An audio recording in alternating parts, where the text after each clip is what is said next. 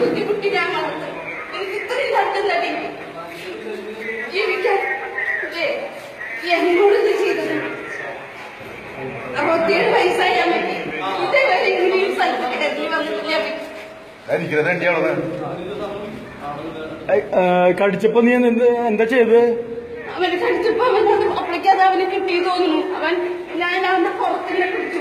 ഇങ്ങനെ പുറത്ത് പിടിക്കുന്നതിനായപ്പോ അവൻ കാലുകൊണ്ട് അടുത്ത് തട്ടാ തട്ടി അതിന് ചെന്ന് വീണു. ഇല്ലടാ അല്ല ചുണ്ട് ഇവിടെ വീഴ്ത്തുണ്ടായിരുന്നല്ലോ.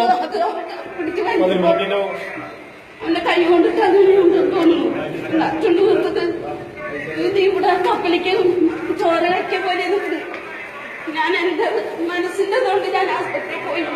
എന്റെ കുട്ടിയോട് വിഷമിക്കണോ വിചാരിച്ചിട്ട് നീ മുട്ടും കൂട്ടി എന്റെ കാലിന്റെ കരുതി ഞാൻ വലിച്ച് പോയതാ, മുറിഞ്ഞതാ.